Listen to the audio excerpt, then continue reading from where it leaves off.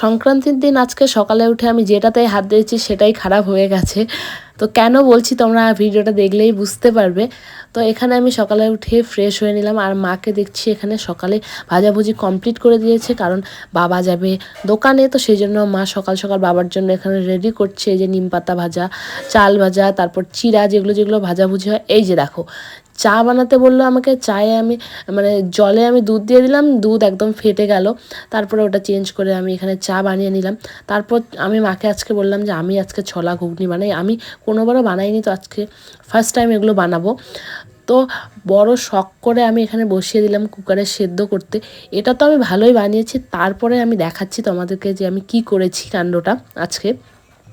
যেহেতু first time, তো গন্ডগোল তো হবেই। তো আমি এখানে ঘুগনি বানানোর জন্য ট্রাই করছিলাম। তো ঘুগনিটাও আমি সেদ্ধ করে নিয়েছিলাম প্রথমে কুকারে। তারপরে হচ্ছে এটা নাকি আবার কষতে হয়, সেটা আমি জানি না, কিন্তু আমি মশলা ভাজার পর আমি ডাইরেক্ট একদম জল টল সব কিছু ঢেলে দিয়েছি।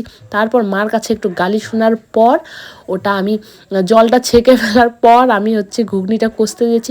ততক্ষণে এটা হচ্ছে ঘুগনি থেকে ডাল হয়ে গেছে, তোমরা দেখলেই। তো যাই হোক, খেতে কিন্তু টেস্টি হয়েছিল, তবুও সেই জন্য একটু গালির হাত থেকে বেঁচে গেছিলাম। আর বাবা তো শুধু ভাজাভুজি ওগুলোই খেয়ে চলে গেছে। তারপর আমি পার্লারে চলে এসেছি।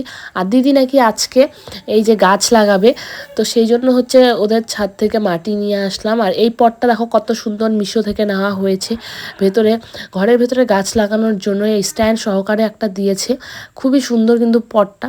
আর এই স্নেক প্ল্যান্টগুলো তো এখন সবাই হচ্ছে ঘরে লাগাচ্ছে।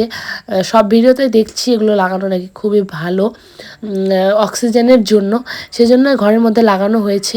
তারপরে হচ্ছে ফল টল নিয়ে আজকে বাড়ি চলে আসলাম। কালকে পুজো রয়েছে, সে